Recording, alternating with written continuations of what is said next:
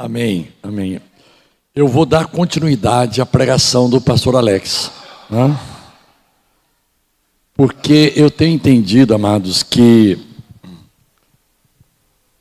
o verdadeiro adorador, aquilo que Jesus disse que o Pai procura, está ali em João capítulo 4, a partir do versículo 23, esse verdadeiro adorador, ele tem algumas características que são marcantes. E na verdade, eu só queria desmistificar um pouquinho e dizer que adoração não tem a ver necessariamente com música. Tem muita gente que é adorador e não é música, não é músico, ele não entende, ele não tem nem voz afinada. Olha aí, ó.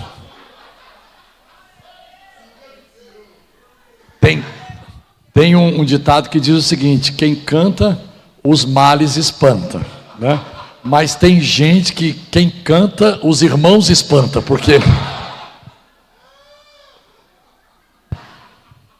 verdadeiro adorador, não tem como sermos verdadeiros adoradores sem antes passarmos pela experiência do novo nascimento, é claro, sem antes termos nos tornado filhos de Deus em Cristo. A todos quantos o receberam, deu-lhes o poder de serem feitos filhos de Deus, a saber, os que creem no seu nome.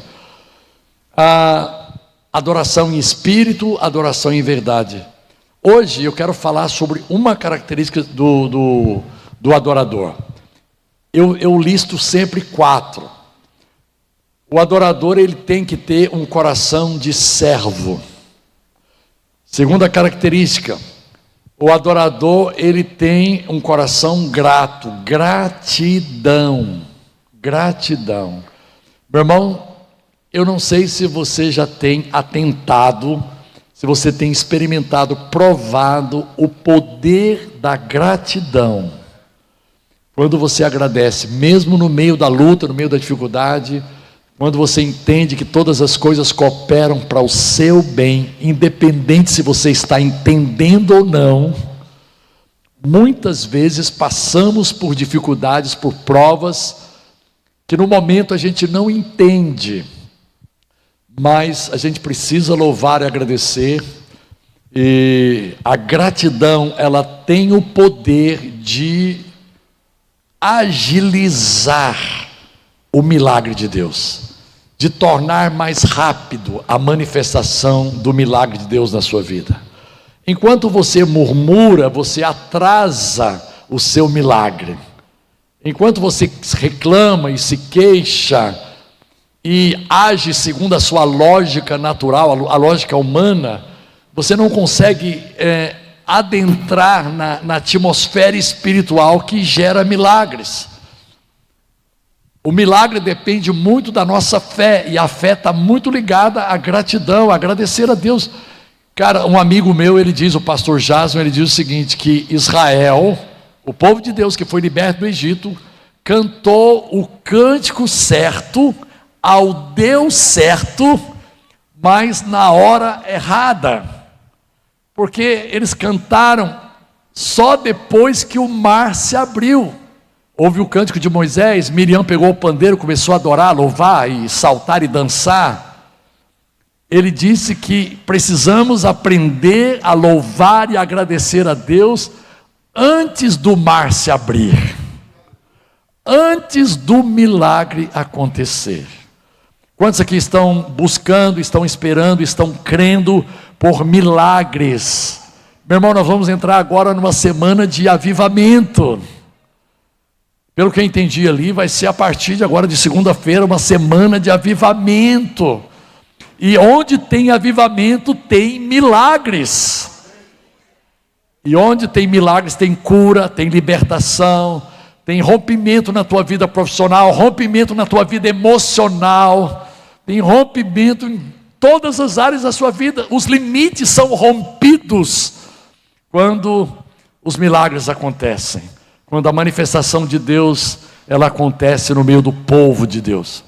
Então, eu falei sobre o coração que serve, o coração de servo.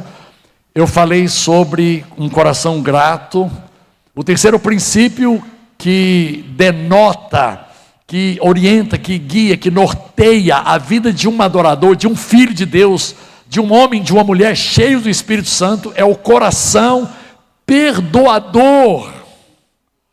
Meu irmão, você não pode guardar mágoa no seu coração, porque pessoas te machucaram, te feriram, te ofenderam, te humilharam, te desprezaram, te ignoraram.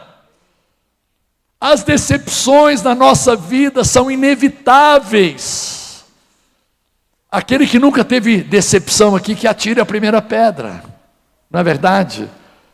E a gente tem decepções na família, a gente tem decepções no trabalho, mas também temos decepções na igreja, no ministério. E a gente precisa aprender a liberar perdão. O perdão não pode ser uma coisa que, eu vou esperar Deus agir, o tempo vai agir, eu vou esperar, sei lá, o anjo vir e falar comigo sexta-feira, meia-noite, e mostrar que eu tenho que realmente perdoar. Meu irmão, você precisa de liberar perdão, e eu vou dizer mais, você precisa de ser rápido em liberar perdão.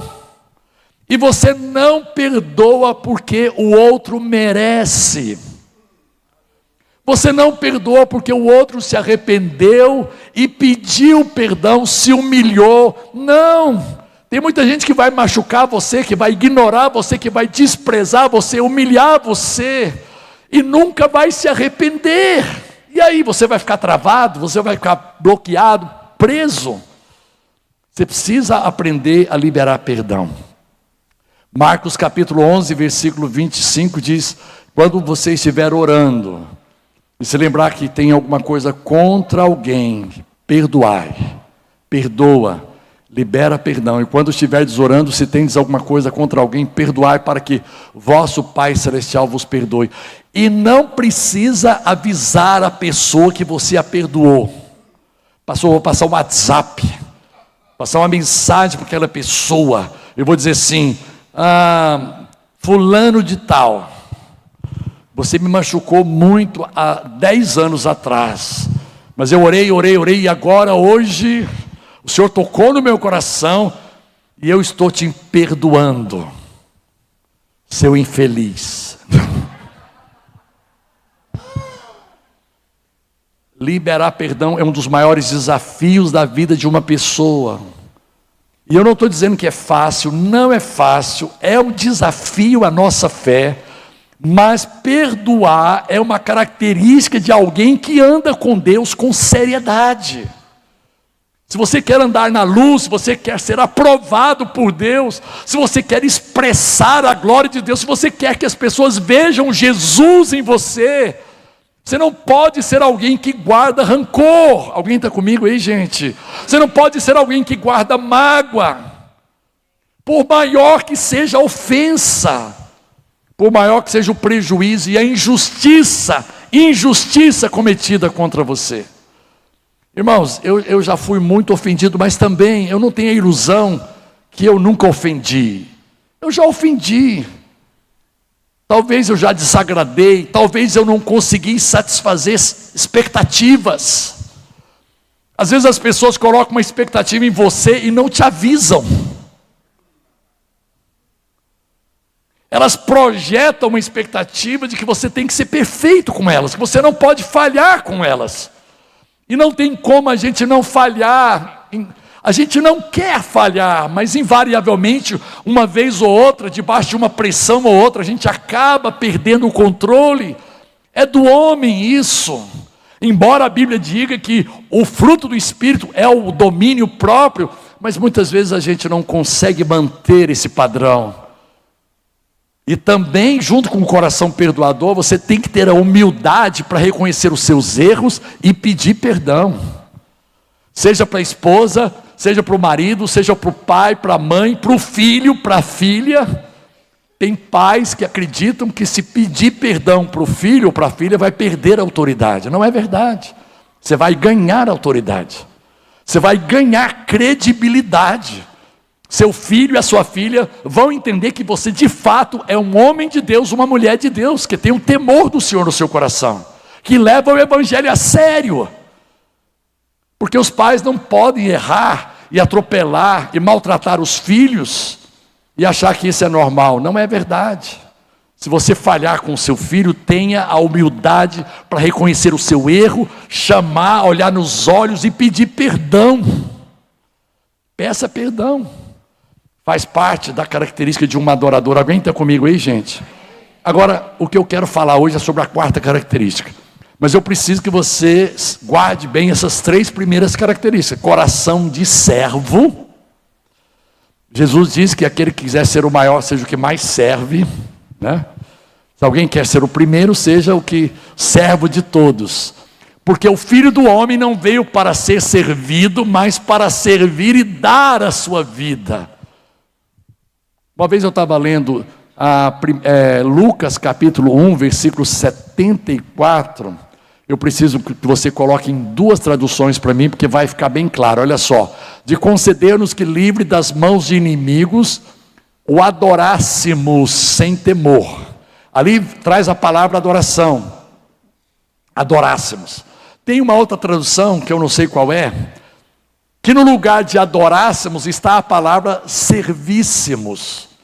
E um dia eu estava comparando uma tradução com a outra, e o Espírito Santo falou no meu coração: Bené, o verdadeiro adorador é aquele que tem um coração de servo. Aleluia! O verdadeiro adorador não é aquele que fica só com as mãos levantadas e cantando o tempo inteiro. Às vezes a pessoa pode ficar com a mão levantada e cantando o tempo inteiro e não ser um adorador, e não ter um coração de servo, não ter um coração quebrantado e disposto a servir no reino, independente do desafio de serviço que é colocado para ele. Tem uma expressão que é usada no português, é bem popular, que diz assim: cara, aquela pessoa é pau para toda obra. É pau para toda obra. Você não tem que escolher serviço, meu irmão. Mas pastor, o meu dom não é nessa área. Querido, o seu dom é servir no reino. O seu dom é servir no reino. E é privilégio que Deus nos dá, servir em qualquer área. Comece na recepção, comece no ministério de intercessão, passe pela geração nova, trabalhe com as crianças, vai no ministério de visita, vai no ministério social. Ah, mas o meu dom é de cantar. Vai chegar o momento. Vai chegar o momento. Não, eu só sirvo se for no ministério de música, porque esse é o dom que Deus me deu. Cara, no reino de Deus você não escolhe serviço. No reino de Deus você tem o privilégio de trabalhar em qualquer área. E quanto mais você se dispõe a servir em qualquer área, sabe, é se oferecer mesmo. Olha, pastor, o que eu posso fazer? Em que posso ser útil? Em que posso ser útil? É claro que vai chegar um momento em que as pessoas vão reconhecer e vão entender que ali no louvor da criança, quando você está tocando ali para as crianças adorarem, cara, olha, tem algo especial. Daqui a pouco você vai estar cantando aqui. Deus é fiel para se lembrar, porque foi Ele mesmo quem colocou dons e talentos em você. Mas antes de usar você com dons e talentos, Ele precisa ter certeza que o seu coração é humilde para servir em qualquer área. Seja humilde, cara. Sabe, não seja arrogante, não seja prepotente, não imagine que o seu dom vai ser o dom que vai fazer a diferença na igreja. Não, ele vai ser mais um dom que vai ser usado por Deus. Não permita que os holofotes sejam jogados em cima de você. Toda honra e glória seja dada a Jesus. Temos que servir de coração como para o Senhor e não para os homens. Não para chamar a atenção, não com o espírito de exibicionismo. A gente não está aqui para se exibir, para se projetar, para se promover, porque o único digno de toda honra e glória é Jesus de Nazaré. Ele está no centro. E eu tenho aprendido isso, e tenho tido o privilégio, embora em vários lugares eu receba honra, mas eu sempre faço questão de evidenciar esse coração de servo, de alguma maneira. Cara, eu não deixei de ser servo porque Deus me colocou aqui no altar. Eu não deixei de ser servo porque agora eu prego a palavra. Eu não deixei de ser servo porque agora eu componho e ministro louvor e levo a igreja em adoração. Glória a Deus por essa parte, louvado seja Ele. Eu agradeço, eu entendo que isso é um privilégio, mas isso não pode roubar de mim o espírito de servo, o coração de servo. Seja um servo. Não fique aí tentando, se esconder. Contribua no reino de Deus. Há um lugar especial para você. A quarta característica, que é o que queria falar de fato essa noite. O irmão falou para mim, o Alex pregou aqui, então já vou dar generosidade. Gente, como eu tenho entendido sobre o poder, eu tenho tido uma consciência. Sabe quando o Espírito gera consciência em você do poder de um princípio? Generosidade. E agora tem uma boa notícia para te dar. A generosidade, ela não contempla aqueles que têm muito. A generosidade começa quando você tem pouco. Você pode ter quase nada e ser extremamente generoso. Você pode ter quase nada e ser abundantemente generoso, igreja. Porque, olha só, eu fui pesquisar um pouquinho sobre o que significa generosidade. Virtude daquele que se dispõe a sacrificar os próprios interesses em benefício de outrem. Eu ouvi um aleluia.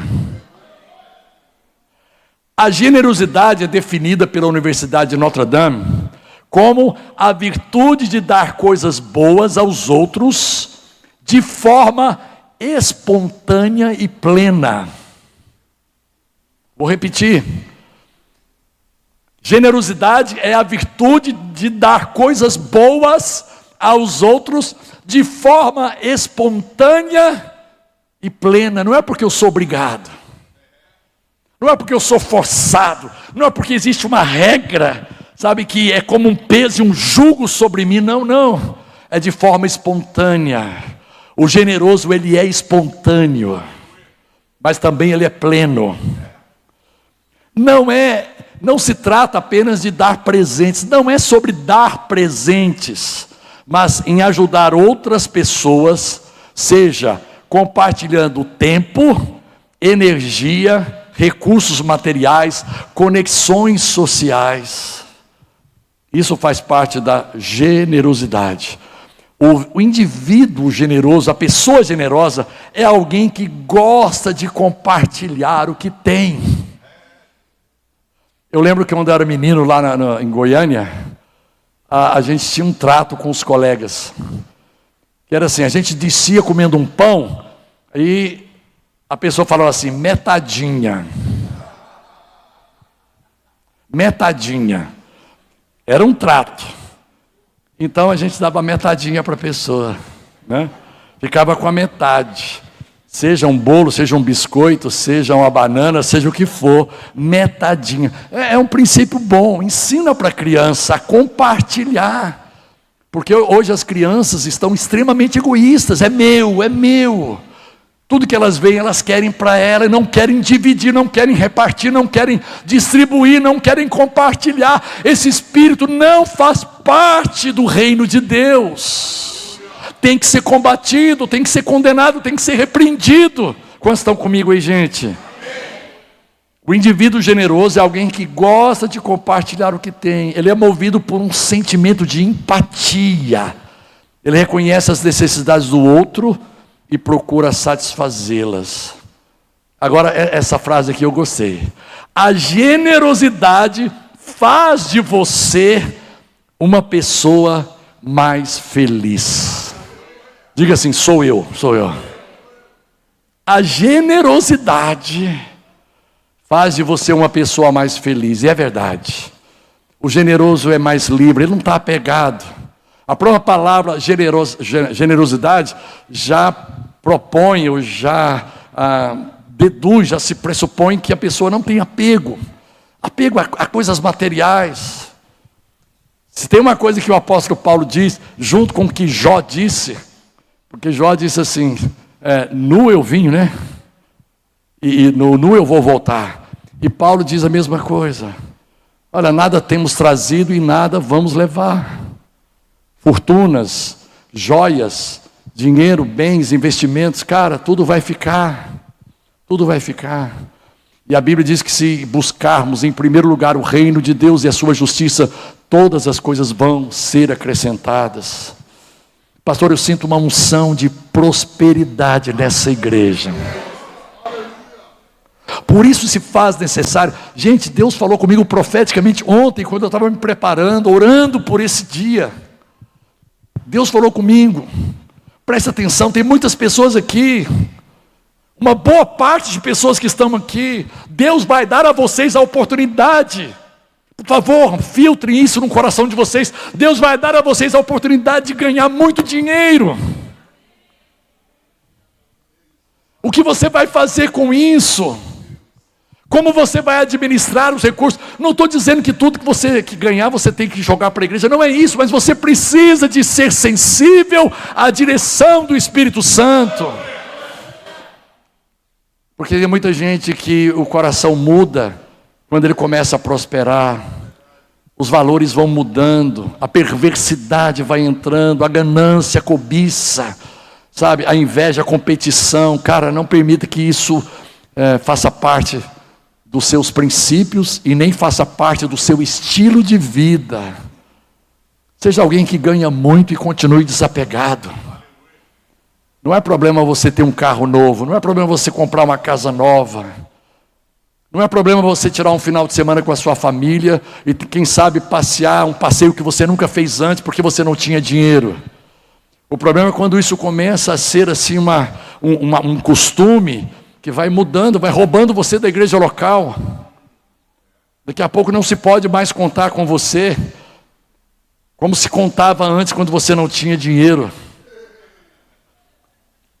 Às vezes as pessoas perguntam para mim assim, Pastor Bené, qual foi o segredo, a chave do avivamento em Goiânia? E uma das coisas que eu vou falar para vocês aqui, sem medo de errar, é que a gente era pobre. A gente não tinha distração. Porque coisa terrível para distrair a mim e a você é o tal do dinheiro.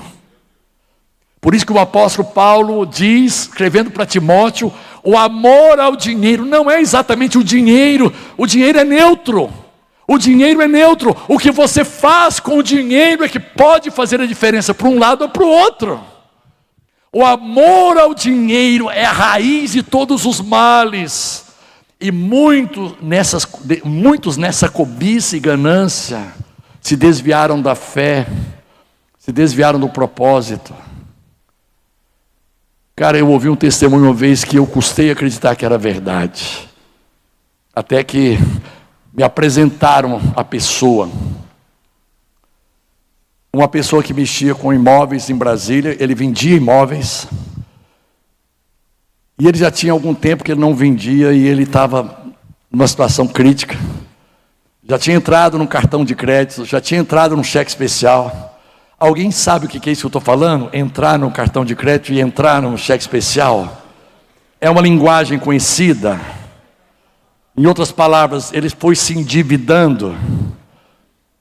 Aí depois ele fez uma venda. Depois, no quinto mês, ele fez uma venda. E foi uma venda boa. Na hora dele dar o dízimo, o Espírito Santo falou com ele.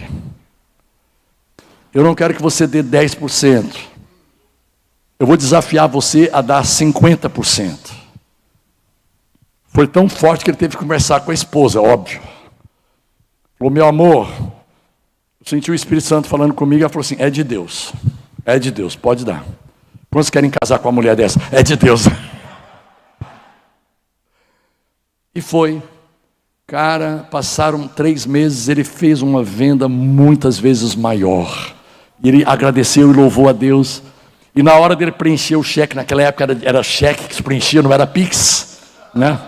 Na hora de preencher o cheque, o Espírito Santo falou assim, agora eu quero desafiar a sua fé, eu quero desafiar você a não dar 50%. Eu quero que você dê 90%. Você vai ficar só com 10%. Eu falei assim: Senhor, eu vou falar com a minha esposa.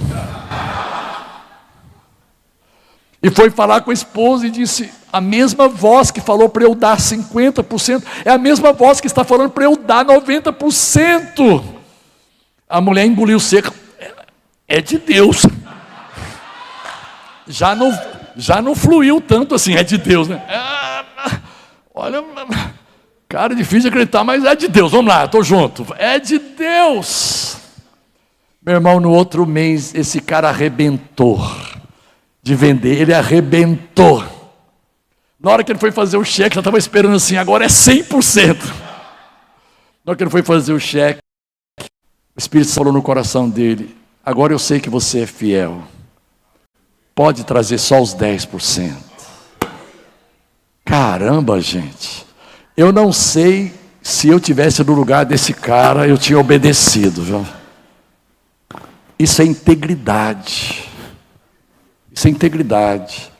Com 8 anos de idade, o Timóteo, que hoje é pastor aqui na Nova de Ipanema, 8 anos de idade ele se batizou, aí foi para a escola dominical e nesse dia eles estavam ensinando sobre o dízimo. E eles pegaram assim, tipo 10 bolinhas e disseram: olha, uma bolinha pertence ao Senhor, as 9, ou laranja, alguma coisa assim. Ele chegou em casa com esse assunto: pai, o professor hoje ensinou sobre dízimo e oferta. Aí ele perguntou assim: pai, é verdade que se a gente der o dízimo para Deus, a 10ª parte, Deus vai nos abençoar? Eu falei: claro, filho. Pai, se a gente der 2 laranjas em vez de só uma? Eu falei: Deus vai nos abençoar mais ainda, Timóteo. Falou assim: pai, vamos dar as laranjas todas? Eu falei: Timóteo, eu acho que está na hora de você brincar, meu filho. Você tem 8 anos de idade. Vai brincar, meu filho. Pai, eu estou falando sério. Vamos dar o salário todo, como se ele estivesse trabalhando e ganhando, sabe? Vamos dar o salário todo. Eu falei: não, meu filho, olha, eu tenho que pagar a conta, eu tenho que pagar a sua escola, eu tenho que pagar a gasolina, eu tenho combustível, eu tenho que pagar a prestação da casa. Eu tenho uma série de coisas para pagar, filho. Supermercado. Eu fui tentando argumentar com ele. Mesmo assim, pela 3ª vez: pai, vamos dar o salário todo. Eu falei: Timóteo, vai brincar agora, já, sai. E eu esqueci, dormi em paz, não tive nenhum ataque do diabo em relação a isso, fiquei tranquilo. Só que chegou o dia de receber o salário. No dia de receber o salário, a tesouraria da igreja me ligou e disse assim: o cheque está pronto aqui com o seu salário. Naquela hora, o Espírito Santo me lembrou da voz do Timóteo: pai, vamos dar o salário todo. Eu falei: vou conversar com 2 pessoas, vou conversar com o meu pastor e vou conversar com a minha esposa. Não vou conversar só com a minha mulher, não. Vou conversar com o pastor também. Eu falei: bem, contei toda a história para ela e ela disse assim: bem, faça o que Deus colocou no seu coração. Eu falei: obrigado, bem, ajudou bastante, foi muito... Faça. Pastor, olha só, aconteceu isso, foi com o Timóteo e tal. O que o senhor acha? Bené, faça segundo a sua fé. Só mudou a palavra da minha esposa, né? Assim, já fala o que está no seu coração, faça segundo a sua fé. Cara, eu pensei o seguinte: é melhor eu errar arriscando do que errar omitindo. O salário todo foi. Salário todo. E comuniquei a Suedna, a minha esposa. Falei: bem, ó, esse mês não tem salário. Imaginando que até o final do mês, quem sabe, o milagre ia acontecer, né? E quando chegou no final do mês, não aconteceu milagre nenhum. E as contas vieram. Você sabe que os boletos não esperam o milagre acontecer, né? Não sei os seus esperam. Os seus boletos esperam aí acontecer o milagre. E aí no 2º mês, as portas não se abriram. No 3º mês, as portas não se abriram. E eu tendo que negociar com os credores. Meu irmão, olha só, mas Bené, você sempre paga em dia. Pois é, houve um probleminha. E Deus honrando, né? E eu assim, chegou uma hora que eu falei, caramba, que o diabo tentou me convencer assim, você é um irresponsável, você não é um bom pai de família, olha o que você fez, sua família está em aperto, porque você achou que tinha ouvido de Deus. Você sabe que o inferno traz pressão, quando você toma uma atitude assim drástica, uma atitude radical, ou quando você mergulha na unção profética. Cara, no 4º mês, Deus não abriu as portas. Deus escancarou as portas. Escancarou, gente. Não dá para contar tudo que Deus fez. Mas assim, muita coisa. Eu ia pregar no lugar, de repente a oferta era muito maior. E eu dizia assim, pastor, o seu tesoureiro errou na hora de fazer o cheque. E ele falou assim, não, Deus falou com a gente para te abençoar de uma forma diferente, de uma forma excedente. Cara, e assim, as coisas foram abrindo, músicas minhas que foram sendo gravadas, o Nelson Ned, alguém lembra do Nelson Ned, né? Gravou a Único, e a Warner, ela adiantou uma bolada para mim, eu falei, glória a Deus, Nelson Ned, eu tenho várias outras canções, né? Cara, generosidade, como foi importante isso, como isso foi importante, marcou a vida do Timóteo, marcou a vida da Maressa, marcou a vida da Samara, para que eles também pudessem receber por herança generosidade, coração generoso. Cara, em primeiro lugar o reino de Deus. Vocês estão em obra agora, gente, cara, a gente já passou por tantas obras.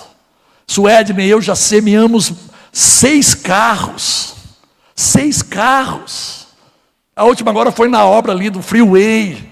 Cara, vamos dar o que nós temos, é o carro. Nós demos um carro numa semana, numa outra semana, um membro da igreja nos deu o carro, melhor do que o nosso. Gente, Deus é vivo e ativo. Deus se move. Jesus Cristo é o mesmo ontem, hoje e o será eternamente. Milagres acontecem hoje. Cara, Deus vai abrir portas para você na tua vida profissional. Você vai ganhar dinheiro que você nunca imaginou na sua vida. Mas por favor, seja criterioso, seja criteriosa. Uau! Deus vai abrir portas para você inimagináveis. Deus vai abrir portas inimagináveis. Eu só queria ler alguns versículos.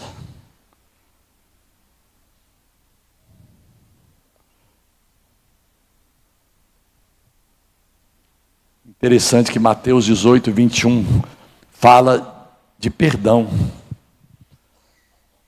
Mas, então Pedro aproximando-se, lhe perguntou, Senhor, até quantas vezes meu irmão pecará contra mim, que eu lhe perdoe? E aqui Jesus ensinou um princípio de generosidade no perdão.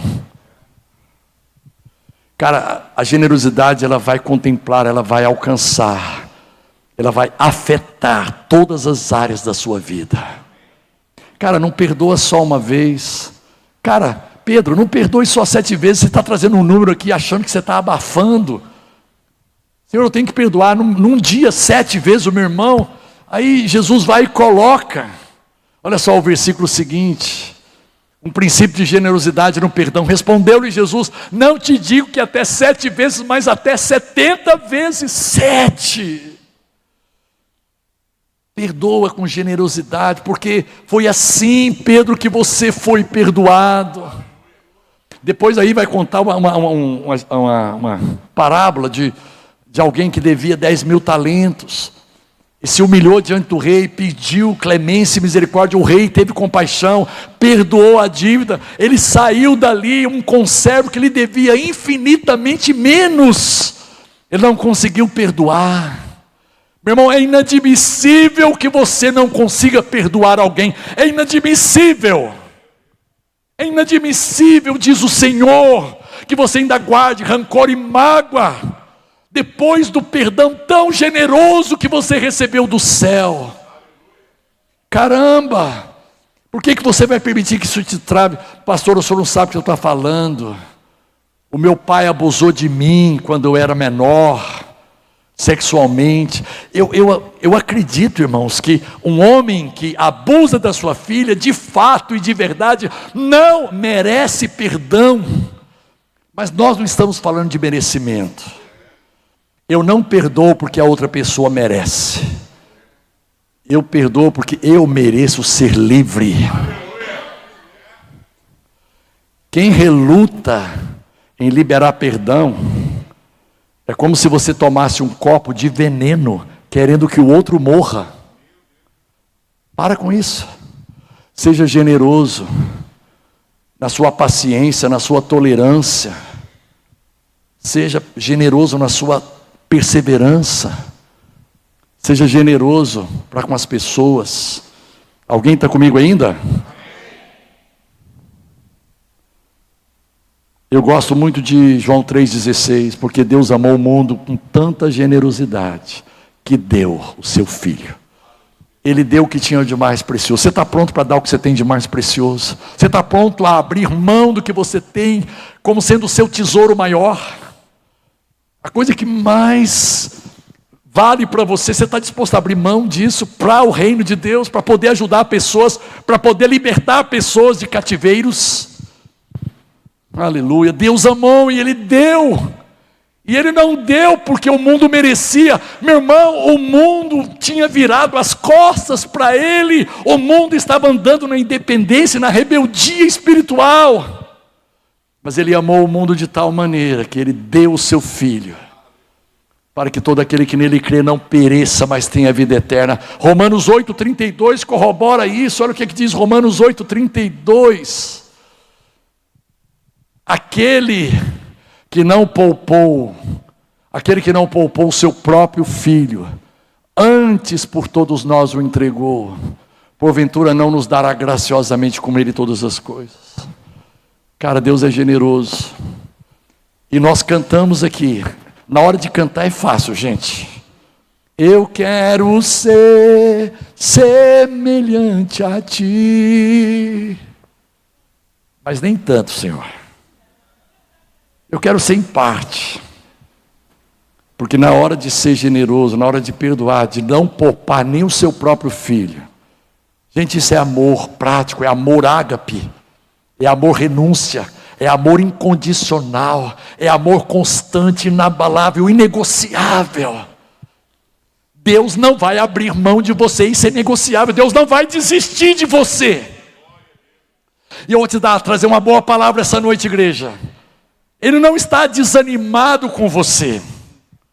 Deus não fica desanimado com você. O seu pastor fica, o seu líder fica, o seu marido fica, a sua mãe fica, sua esposa fica, o seu filho fica desanimado com você. Deus jamais se desanima com você. Ele acredita em você, Ele investe em você, Ele ama você. E Ele vai continuar liberando palavras de amor, palavras de generosidade, para expressar o quanto você é precioso e preciosa para Ele. E se você mudar a chave e começar a acreditar em você como Ele acredita, se você começar a se ver como Ele te vê, aleluia, a chave da mudança está em você se ver como Ele te vê. Ele não te vê como fracassado. Ele não te vê como derrotado. Ele não te vê como obstinado e teimoso. Em Cristo Jesus, Deus mudou a maneira de te ver. Na época da lei, Deus olhava para a gente e via o copo meio vazio. Mas em Cristo Jesus, Ele mudou a maneira de ver a gente. Em Cristo Jesus, Ele olha para você e vê o copo meio cheio. Vamos lá, meu filho, levanta. Vamos lá. Eu te fiz vencedor. Você pode vencer essa situação. Você pode ultrapassar essa barreira. Você pode superar esse obstáculo. Eu sou com você, eu estou com você. Eu te ajudo, eu te fortaleço. Eu te tomo pela minha mão direita. Eu te levanto, eu te honro. Eu ouço as tuas orações. Eu respondo aos teus anseios de milagres. Cara, Deus vai te dar milagres essa semana. Pastor, essa semana do avivamento vai ser uma semana de milagres aqui nessa igreja. na área de cura física, saúde do casamento, restauração de relacionamentos quebrados, saúde na tua vida financeira, profissional, saúde no teu chamado ministerial. Uma unção será soprada aqui nessa semana, gente, reavivando o seu dom, a sua chamada. Oh, aleluia, glória a Deus. Eu vou terminar, 2 Coríntios 9. Os músicos podem subir para a gente cantar uma última canção? Os músicos estão aí? Tem certeza que eles estão aí? Aleluia. Os músicos, e dou-lhe uma, aleluia.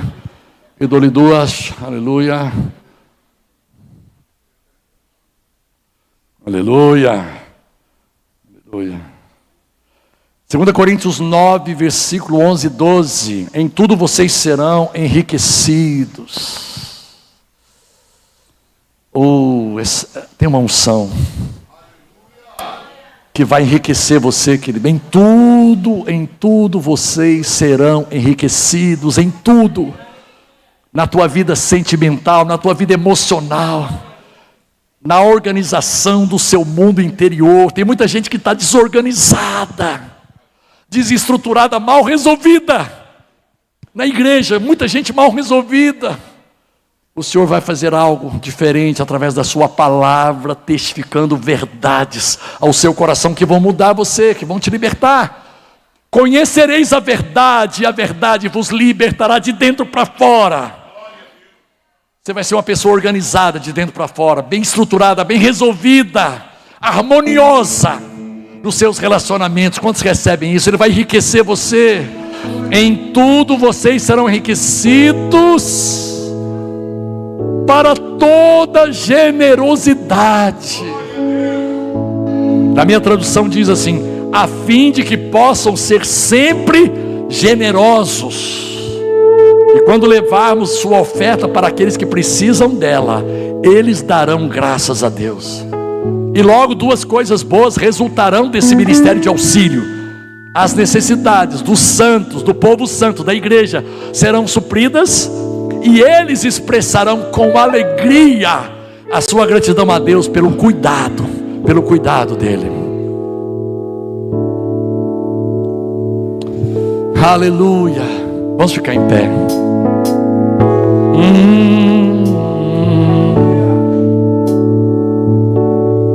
Oh, obrigado, Deus. Oh, obrigado, Deus. Levante as suas mãos, levante a sua voz em adoração. Comece a cantar um cântico espontâneo ao Senhor. Oh, aleluia.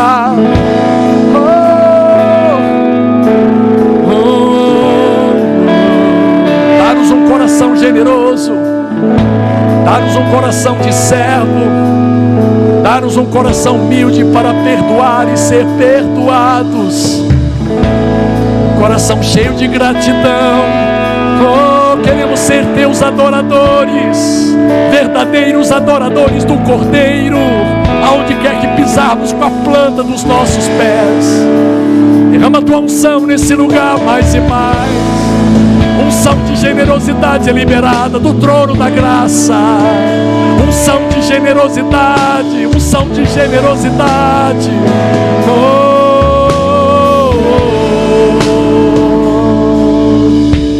Em espírito, em verdade, te adoramos, te adoramos. Levante a sua voz, declare cantando: em espírito, em verdade, igreja. Adoramos, adoramos Jesus, te adoramos. Rei dos reis e Senhor, te entregamos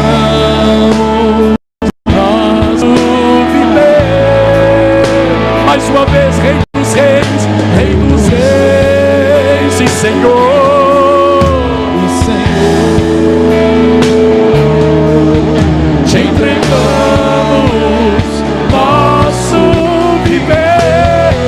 adorar.